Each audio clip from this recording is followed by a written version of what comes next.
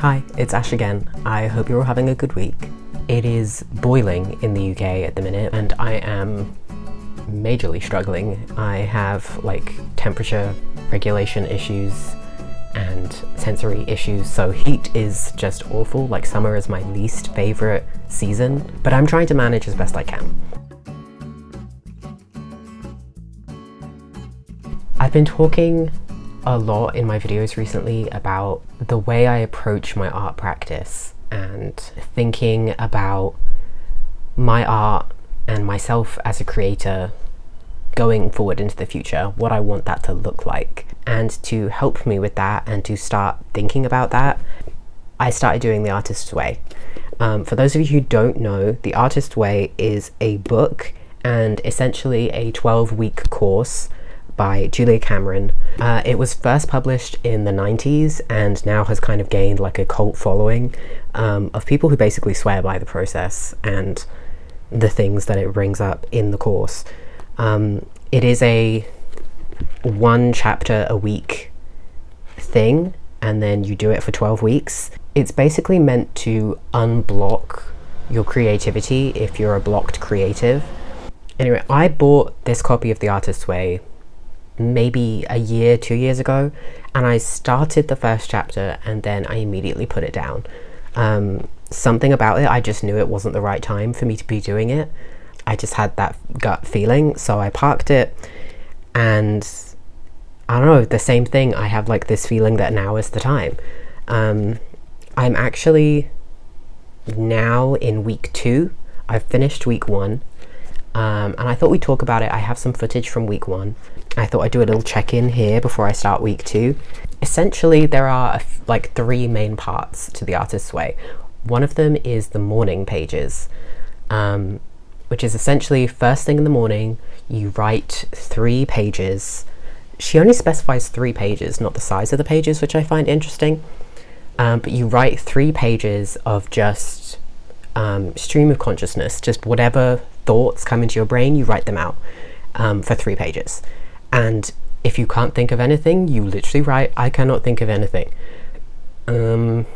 This pen feels funny. My handwriting sucks. I don't, literally whatever comes to your brain, you just write it down. I've talked on this channel a lot about my journaling practice and my obsession with notebooks and commonplacing.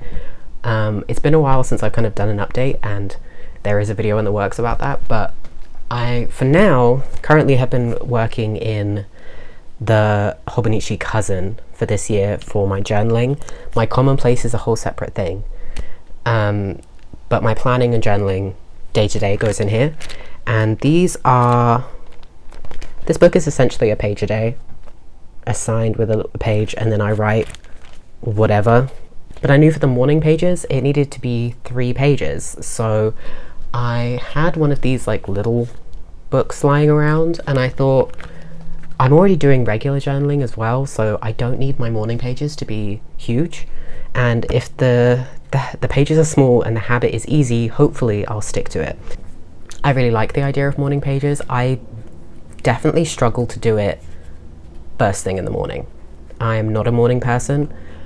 Genuinely, my brain doesn't seem to turn on for around an hour after I've woken up. My first thought is, I need something to drink, I need coffee, and I need something to eat. And then I kind of gradually wake out of my days, especially because I'm on sleeping medication and I struggle with my sleep, medically. The mornings are a struggle for me, so I don't always manage to do them the first thing I do, but it's normally quite soon in my day, so I think that's good enough.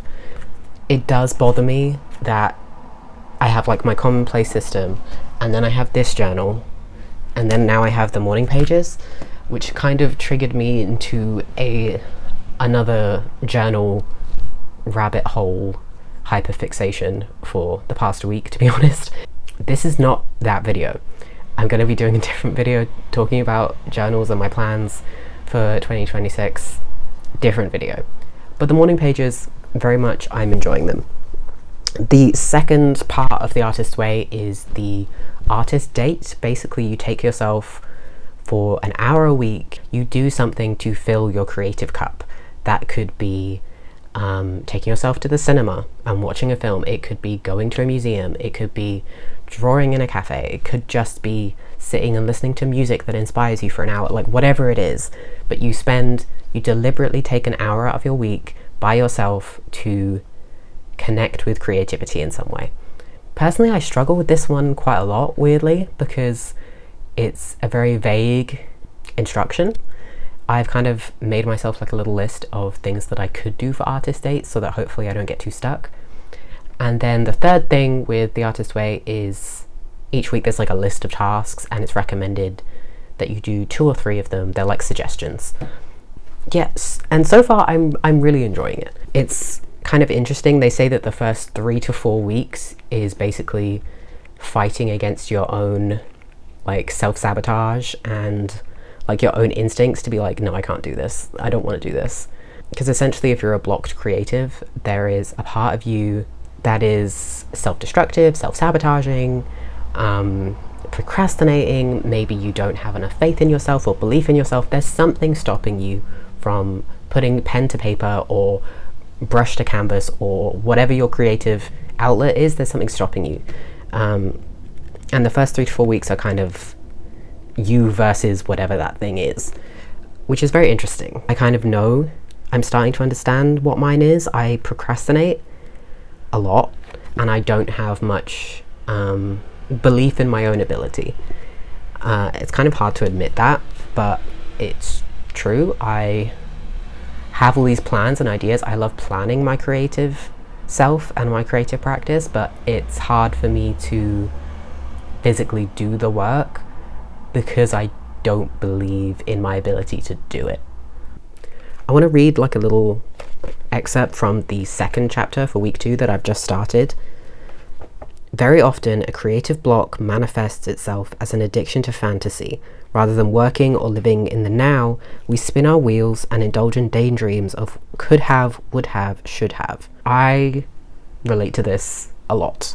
I find myself planning my creativity or thinking about my creativity or thinking about it's my cat thinking about what I could do and fantasizing about that rather than doing the thing.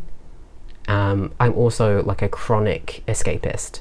One of my like long stay habit coping mechanisms, I guess you could say, is escaping into fantasy. Normally that's like engaging with fan work of some kind, of things that bring me comfort, or even just consuming content of people doing the things that I want to be doing. That's like kind of that fantasy escapism as well. Reading that really felt like a call out of, dang, what am I doing? Why am I doing this? Why am I spending my time escaping when I could be spending that time building towards what I want instead? Doing the thing that I'm fantasizing about. It doesn't make any sense. And the rest of the chapter for week 2 is talking about attention and actively paying attention to things in life, the small things, whether that's the way the wind goes through the leaves on the tree outside, whether that's the flowers in your neighborhood have just started to bloom, whatever, like small things within your day that you can notice and spend a second paying attention to.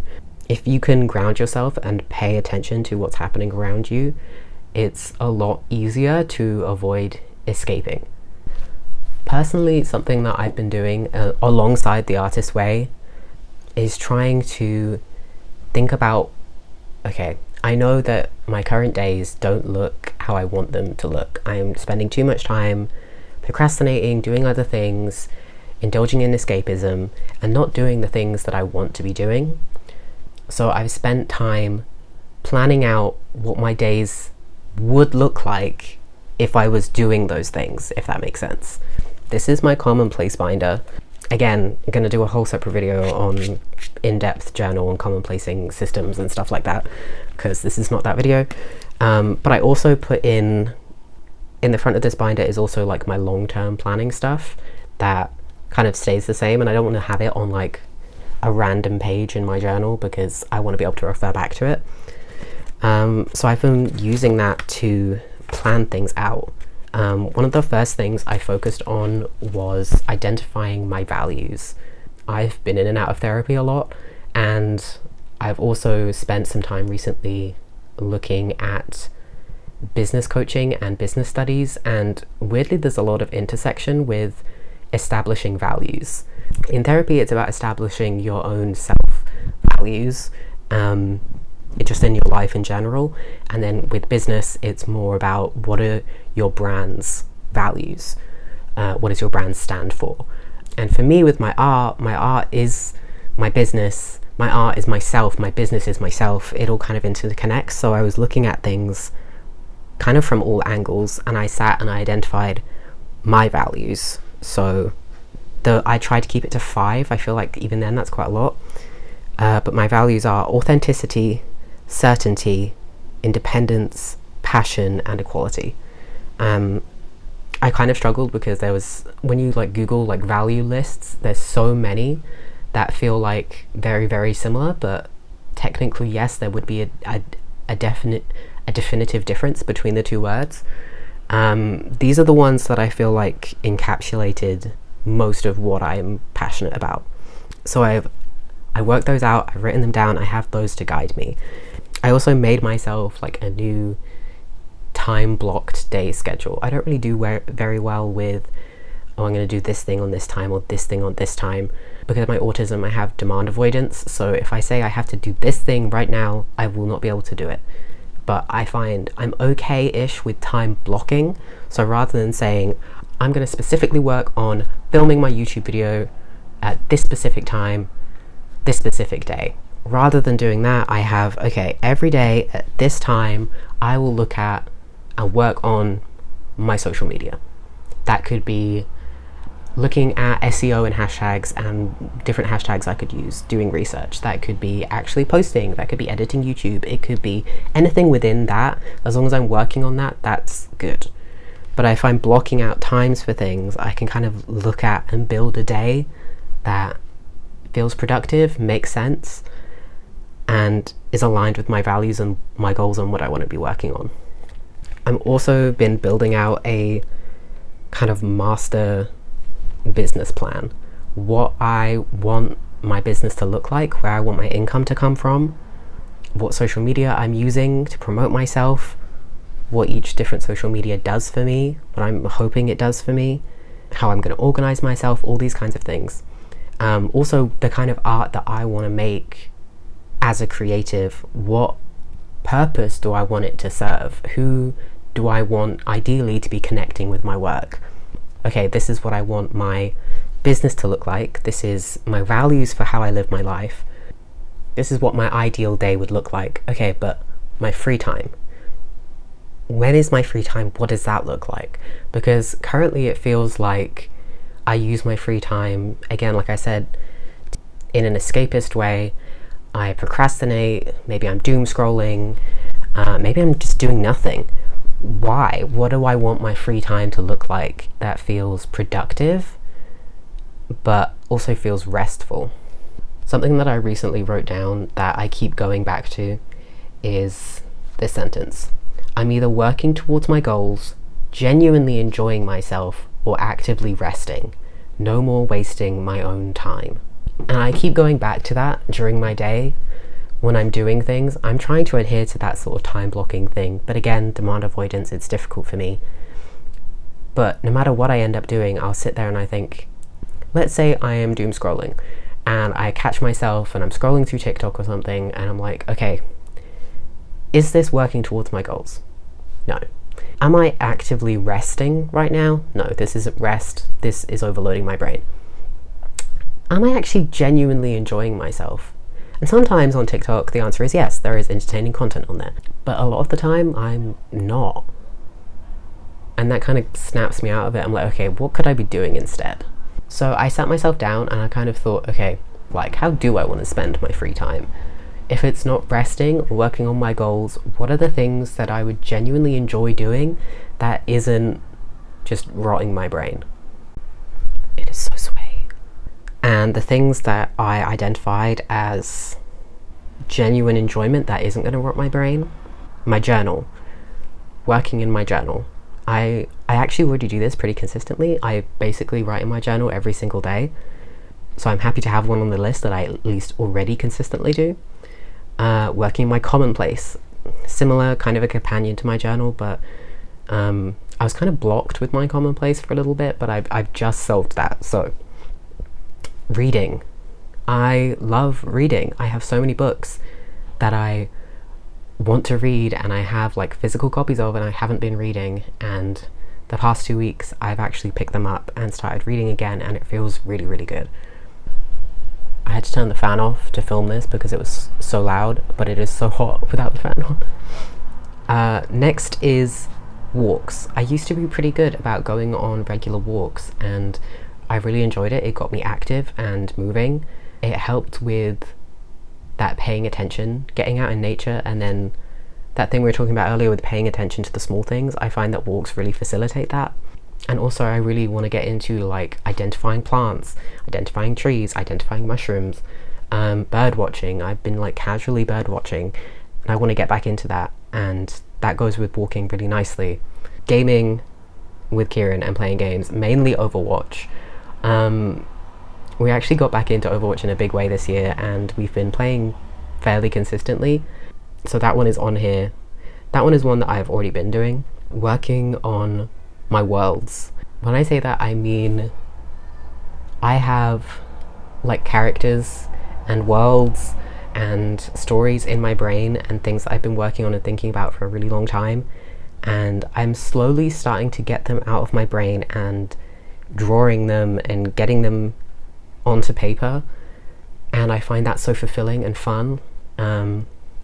Like Toot and Terry, my cat characters, I want to do lots of work with them. I'm very excited about that, but there's so many different like worlds in my brain that I want to think through and make work with, and that's something I can be doing with my free time for fun, and I'm not doing it. I don't know, again, if it's that confidence thing, if it's a self-sabotage thing, if it's a procrastination thing, but I wrote it down. And then lastly is fashion and TikToks. I know I was literally complaining about TikTok a minute ago, but let me explain. I really enjoy clothing and fashion and making little outfits. I've kind of stopped putting effort into my outfits, and I want to get back into it again. And I do enjoy TikTok and looking at other people's like outfit of the day things and fun little edits and things like that, and I think that would be a way for me to engage with TikTok in a productive manner by making a video and posting it rather than consuming content. So that was my last one on my little list. It's when I sit down like this and talk about all the things I've been thinking about and planning and writing about and journaling about that I'm like, wow, okay, I really do think about these things a lot. It's basically like consuming my brain at this point, which is why I'm happy I decided to do the artist's way, because I think it's one way that I can engage with making active change in my life in a way that feels measurable. Like I can see myself going through the book and doing chapter by chapter, but it doesn't matter if you're not making the change. I want to make these videos more consistently and film when I'm doing things that align with my values, that feel like they're working towards my goal, or I'm genuinely having fun. Then I want to film these things and share them. I'd be really interested to know if any of you have read The Artist's Way or done The Artist's Way, what your opinions are, if you've considered it before, and how you got along with it. I'm only obviously on week 2, so I'm kind of withholding judgment for now because I'm still early in the process, but I am enjoying it. And I think it's one of those things that the more you engage with it, the more you'll get out of it. So we'll see how we go. Okay, I need to go because it is too hot and I need to put the fan back on. It is the end of week 2 of The Artist's Way. I wanted to do a little update. I'm enjoying it. I feel like I'm getting somewhere with like my creative block. I feel like I'm slowly getting towards a breakthrough. I'm definitely building better habits and showing up for myself. I actually came up with a idea to help myself stay consistent with my creativity. I've been trying to work in my sketchbook for at least 10 minutes a day to try and build art as a habit. and that's been working quite well for me. I've been fairly consistent. But my sketchbook work is kind of fun, it's exploratory, it's studies, it's stuff like that, but it's not finished work. And that's really what I want to turn to now, and try and build into my habits and my week. But I get overwhelmed with all the different ideas that I have and all the different like half-finished projects I already have. So I decided to write down all of the ideas that I have that I want to work on, and all of the half-finished stuff that I kind of abandoned but that I want to finish, and I've put them all on pieces of paper in this jar, and I'm going to pull them out one by one and just work on that one thing until it's finished, and then I can move on to the next one. And if I get ideas that I want to work on, I can just add them to the jar. Hopefully this is going to work quite well.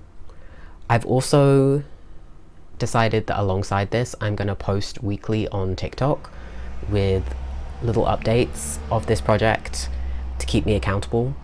I've already filmed the first one. That was me pulling out the first thing that I'm going to work on, and it was a mock-up of a cafe chalkboard design. If you want, you can go look at that TikTok. I'm going to be posting on TikTok once a week to keep me accountable, either because some of these projects will take more than a week, so I'm going to be posting once a week on my progress, and once I finish something, we'll be pulling out a new project for me to work on from the jar. So I'm quite excited about it. Generally, I think I'm very much still within the trap of planning my work rather than doing it, and I think the artist way is slowly breaking me of that habit, and this will hopefully also help. We'll see how we go. But I think we'll leave the video here because we're now moving into week 3 of the artist way. Hopefully there'll be a lot more art footage and less of me rambling about making art. So yeah, I hope you enjoyed this video. If you've done the artist way or you're doing the artist way, I'd love to hear your perspective and your thoughts. If you have any advice for me, I'd love to hear it. But yeah, thank you for watching, and I'll see you in the next one.